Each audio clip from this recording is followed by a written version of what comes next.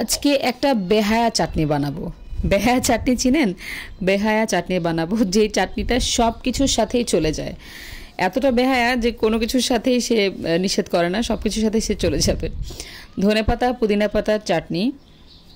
প্রথমে হচ্ছে ধনেপাতা পুদিনা পাতা দিয়ে দিয়েছি, তারপরে রসুন দিয়েছি, আদা দিয়েছি, আর একটা কাঁচামরিচ দিয়েছি। কাঁচামরিচটা ভীষণ ঝাল, যার কারণে একটাই দিয়েছি। এরপর লবণ দিয়েছি, সামান্য চিনি দিয়েছি, সামান্য একটু পানি দিয়ে এরপরে ঢাকনা বন্ধ করে দিয়ে ব্লেন্ড করে নিচ্ছি।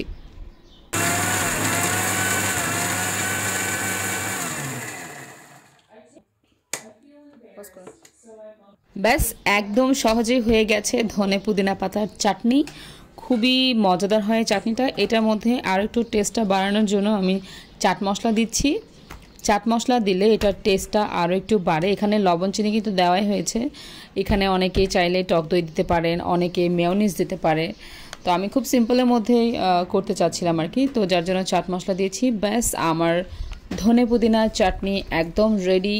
এই চাটনিটা ঝাল নাস্তার সাথে ভালো লাগে, চিকেন ফ্রাই থেকে শুরু করে একদম সব কিছুর সাথে এই চাটনিটা যায়। আপনি যেভাবে খেতে চান এই চাটনিটা খুব মজা লাগে। ভিডিও ভালো লাগলে লাইক কমেন্ট শেয়ার করে পাশে থাকবেন। ভালো থাকবেন সবাই।